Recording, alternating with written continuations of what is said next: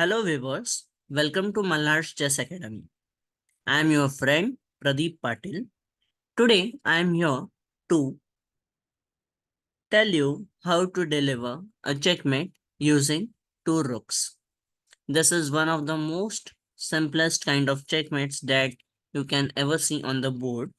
But many a times when the beginners are playing chess, they find it difficult to deliver checkmate even when they are having two rooks. So I am here to help them out. So let us first of all try to understand how a checkmate can occur in this scenario. You are having two rooks and your opponent is having one king. Now, the most important thing over here is to understand the power of rook so that you are not going to do any illegal moves.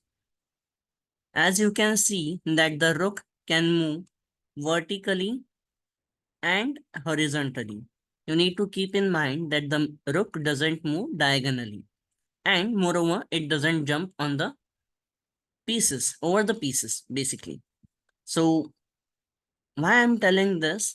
Because this is a video that has been made for the people or the players who are at beginner stage.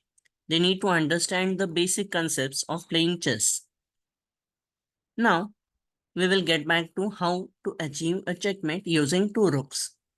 The main idea behind delivering a checkmate using two rooks is to push the opponent's king to the corner of the board.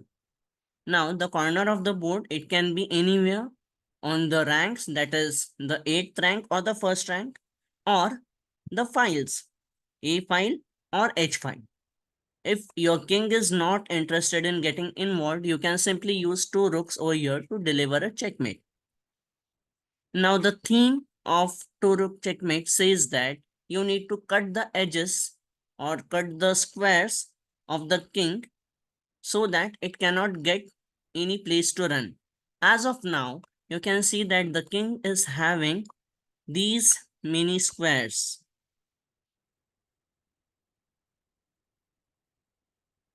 where he can easily move. Okay, I can even include these.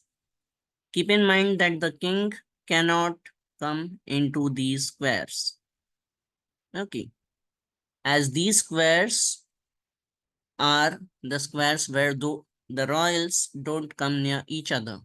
Both the kings, they never come in the adjacent square. There must at least be a gap of one square between the kings. Okay. Having said that, what we are going to do is we are going to deliver a checkmate now. Now see, if your king, if the opponent's king is going to move to the edge, you need to decide which edge it should be. Now, first of all, I am going to move one of my rooks to a particular square. Say, for example, I am moving the rook h1 to h4.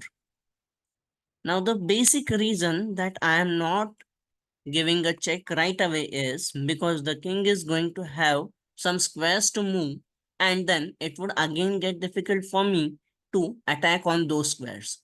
Now, over here, what you can see is that the king is not in check, but at the very same time, I have cut the squares from the 4th rank.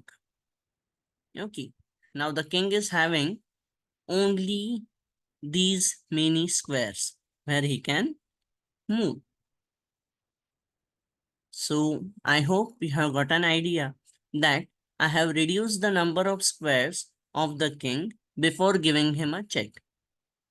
Now, the king has various options where he can move. You can see that the king can move in this square, that is d5. He can move in d6. He can move in e6. He can move in f6 and he can move in f5. Now, assuming that the king is moving in the e6 square, what can we do now? Again, we can cut the squares. Now, over here you can see that the squares have been reduced again. You can even go for giving a check, but the problem is that the king will again move into these squares and it would be difficult for you to give a checkmate, or it will take time. Now, the king, he is understanding that he is going to get to the edge. So what he does is he tries to move towards the rook. Now you can deliver a check.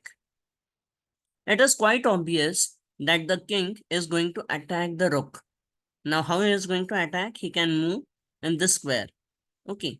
And keep in mind that you're not going to give a check right away. Elsewise, the king is going to capture this rook. Okay. So now suppose if the king is moving to the square. Now the rule says that you need to move the rook to the farthest square from the king. Okay, now over here I can see that I can move the rook to the b6 square.